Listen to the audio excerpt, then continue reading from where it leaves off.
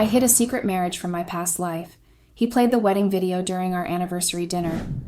I, 30, female, have been married to my husband, 32, male, for 2 years. He's a great guy and he's thoughtful and steady. Me, on the other hand, I've always lived a bit more chaotically.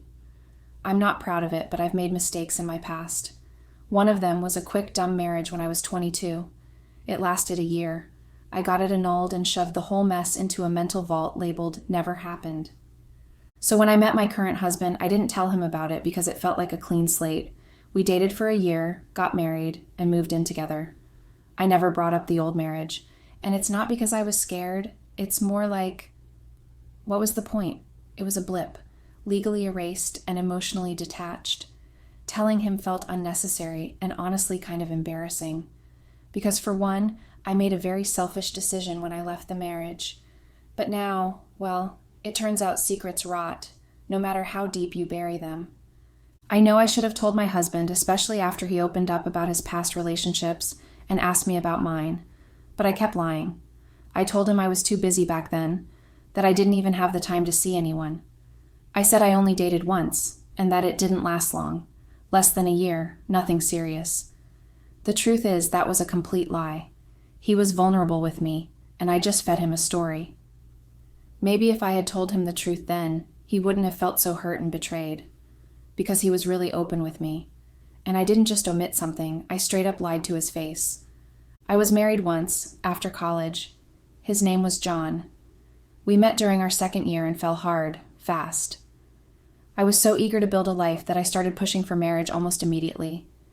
I told him I didn't want to wait. I wanted the whole picture. Wedding, house, kids. He was on board. We were both young and thought love would carry us through anything. But things changed quickly after the wedding.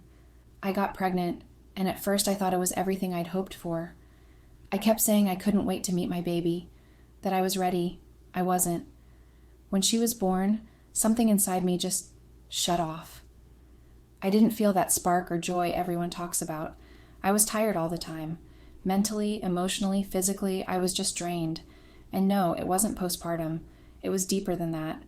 Like I'd been lying to myself about wanting this life in the first place. John tried. He was present, supportive, and patient with me. But the more he leaned in, the more I pulled away. And not from him exactly, but from everything. The marriage, the baby, the whole idea of being a mom. Looking back then after putting to birth, I knew I chased an idea that wasn't mine. Maybe it was societal pressure, or I just didn't want to fall behind my peers. But I wasn't cut out for motherhood, and the guilt of that realization was crushing. People will judge me for this, and that's fine. But I'd rather step back than become a bitter, resentful mother. I didn't want my daughter growing up with someone who didn't feel connected to her, so I left. I remember how John begged me to stay. He really thought we could fix it, that things would get better with time. But I was done. I asked for a divorce. I didn't fight for custody. I didn't want it. I knew he'd never let go of our daughter anyway, and honestly, I didn't want to be a part-time mother out of guilt. I just wanted out. Everyone around me thought I was a monster. Friends, family, even my own mom couldn't understand it. She told me I was giving up too soon, that I was failing as a wife and a mother.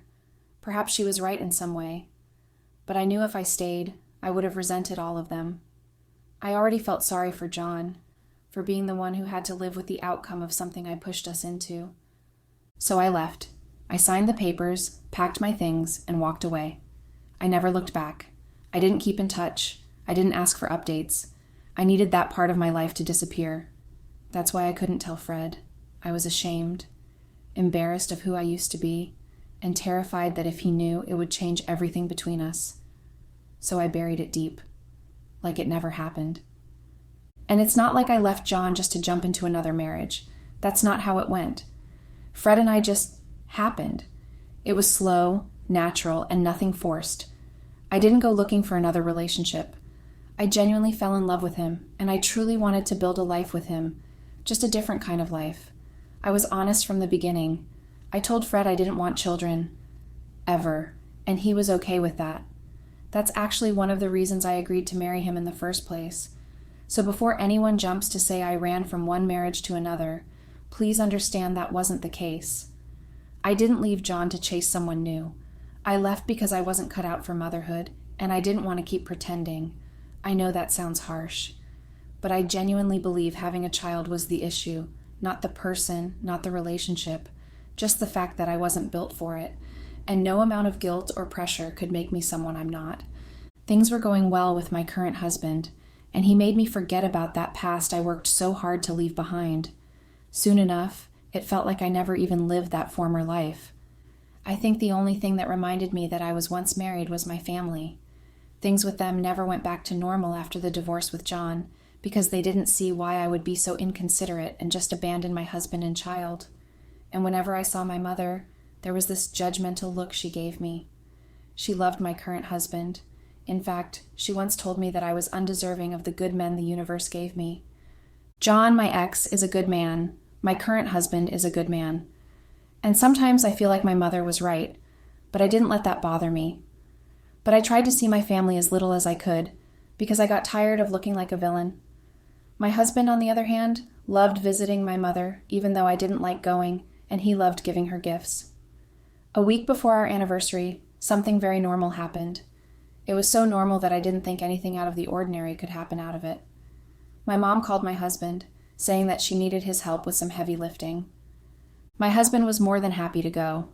It was the weekend, and he originally planned to stay home and make barbecue and have some beer. But he loved my mother's cooking, and he liked helping, so of course he went.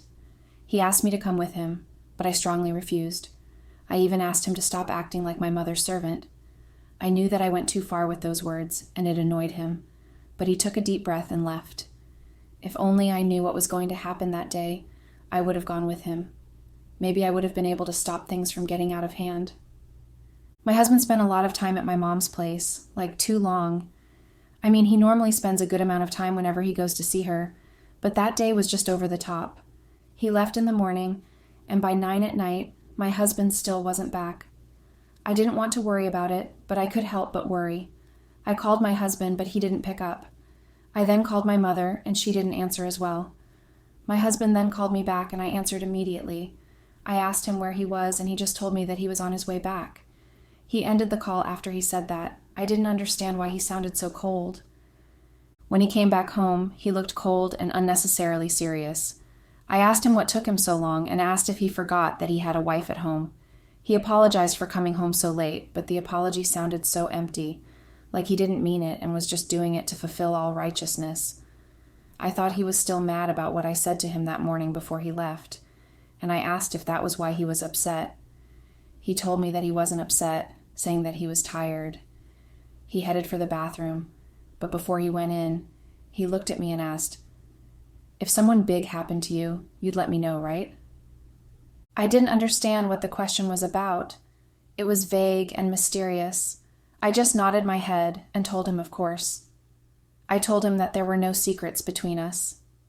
He nodded his head and went into the bathroom. I should have known something was wrong, because that wasn't the only time he asked a question like that. For the next few days, he kept telling me that I could confide in him about anything. Whenever he said that, I'd just nod my head and tell him that I knew I could confide in him. He'd sometimes even ask me if I'm sure there wasn't anything he didn't know about. I didn't realize that my husband was giving me chances to tell him the truth, but I squandered every chance he gave me.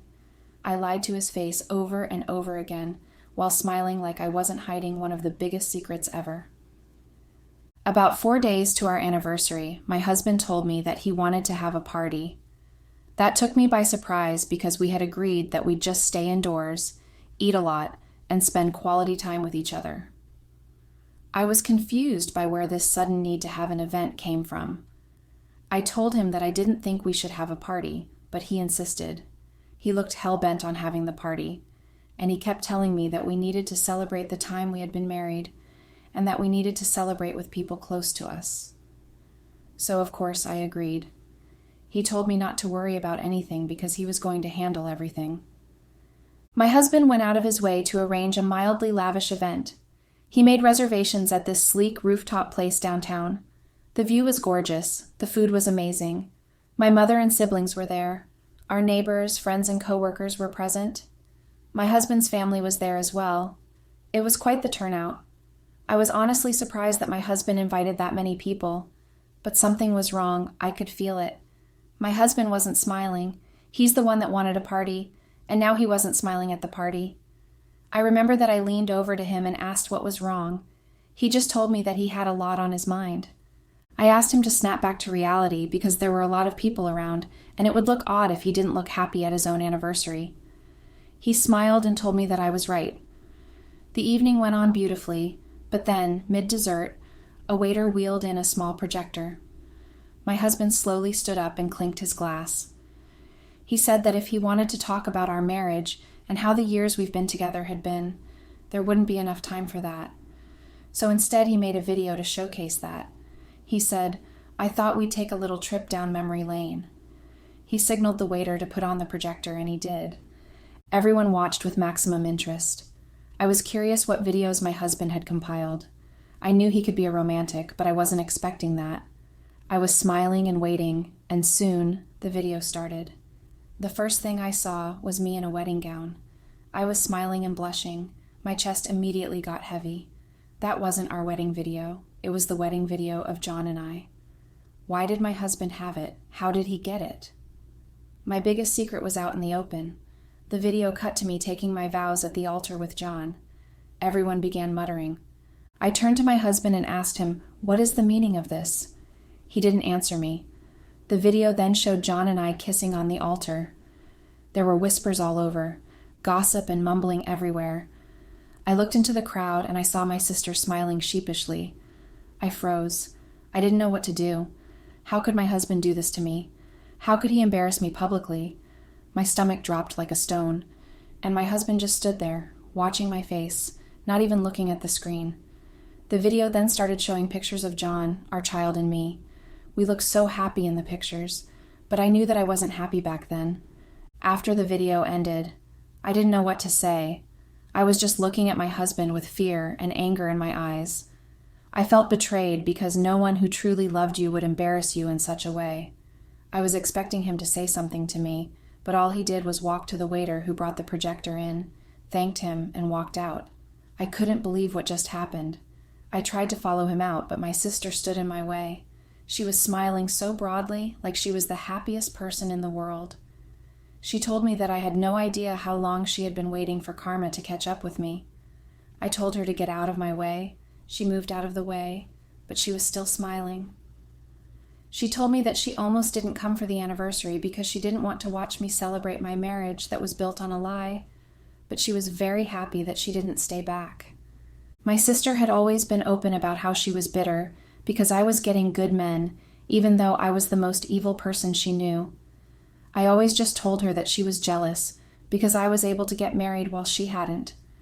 I looked at my mother, who sat at the same table as my sister. She just looked away, not saying a single word to me. It was clear that my mother knew about this. She couldn't look at me. I was disappointed and betrayed. I was her daughter. The least she could have done was warn me.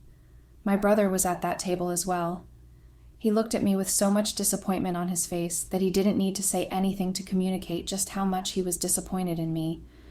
I ran to the elevator and waited for it to come back up before I got in. I ran to the parking lot where I saw my husband about to drive out in his car. I stood in front of the car and opened my arms wide, not letting him drive away. He stopped the car and asked me to get out of the way. I didn't. I stood there without moving.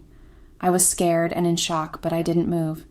He got out of the car and asked me to get out of the way, but I didn't. I asked him to give me a chance to explain.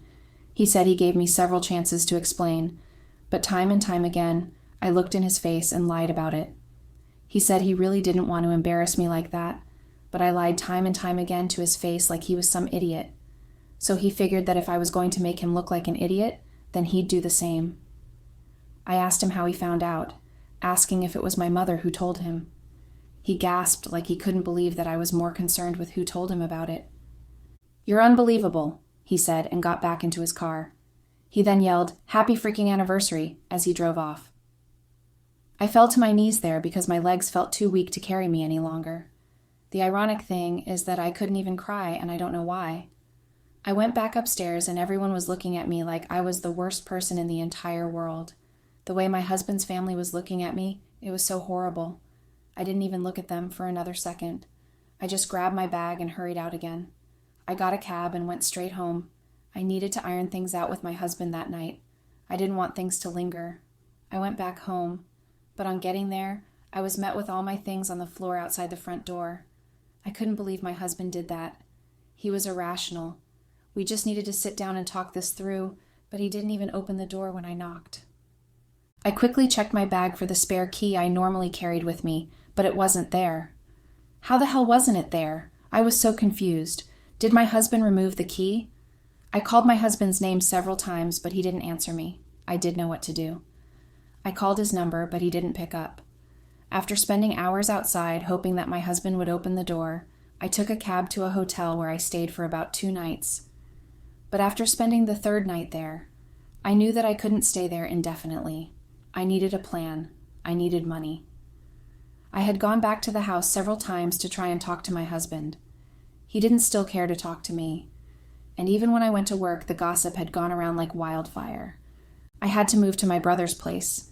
He wasn't happy with me, but he wasn't going to throw me out. I knew my sister wasn't even an option. At that point, I considered her as an enemy, because only an enemy would be praying for my downfall.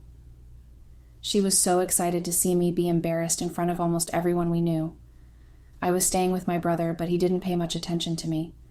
It looked like he was too angry at me to even have a conversation with me, but he still couldn't send me out because he was concerned about me.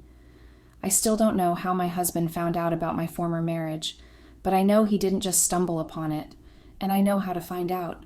And sure, I'm hurt, but I'm not exactly crying on the bathroom floor or begging him to come back. I know I messed up. I should have told my husband, but I didn't want the past interrupting my present. It's not like I cheated on him. I simply didn't tell him about my former marriage. Anyways, I know who I am, and I am great at compartmentalizing. I wasn't a bad wife, so I am expecting that my husband will forgive me for this little oversight and come back to me. Update on. Hello? I guess I was wrong again. My husband never tried to reach me. He wasn't even worried about where I was. He didn't care about that. He didn't even bother about my well-being. I was still curious about how my husband found out about my ex-husband, so I swallowed my pride and went to visit my mother. On getting there, I saw John, my ex. He was talking to my mother. I lost it when I saw the two of them. I shouted at my mother, asking her if she really wanted to hurt me that bad, while I was still angry at her. A little girl came out of the house. She was so beautiful, and I didn't need anyone to tell me that she was my child.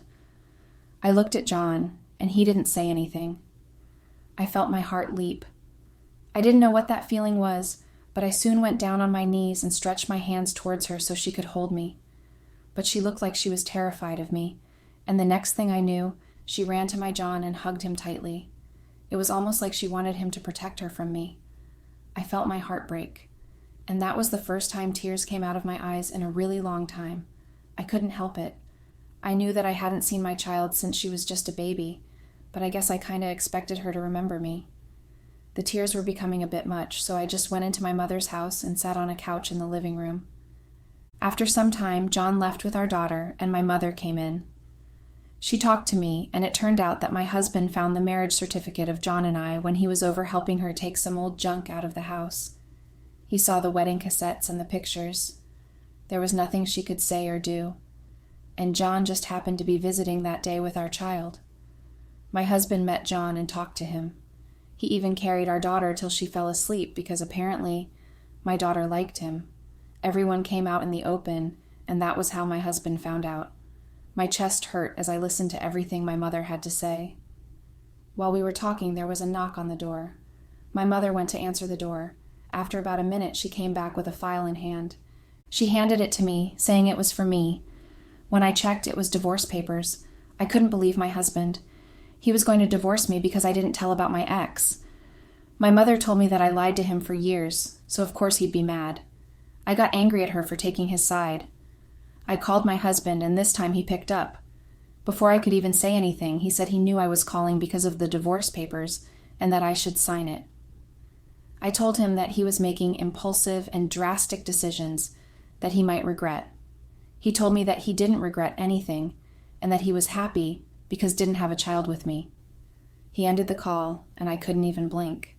That was the most hurtful thing my husband had ever said to me. I was so hurt and angry that I just signed the document. If a divorce was what he wanted, then he'd get it. My mother tried to stop me and asked me to go beg my husband, but I refused. He was overreacting, and I wasn't going to stand by and be made to look like a bad person because I didn't tell him about my life before I met him.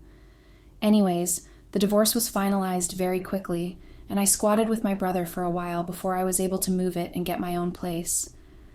I have been alone for some months now. I have never felt so lonely. I even found myself missing my child, the same child that I didn't want. The whole world feels like it's against me. And maybe this is karma, but karma isn't supposed to be this brutal.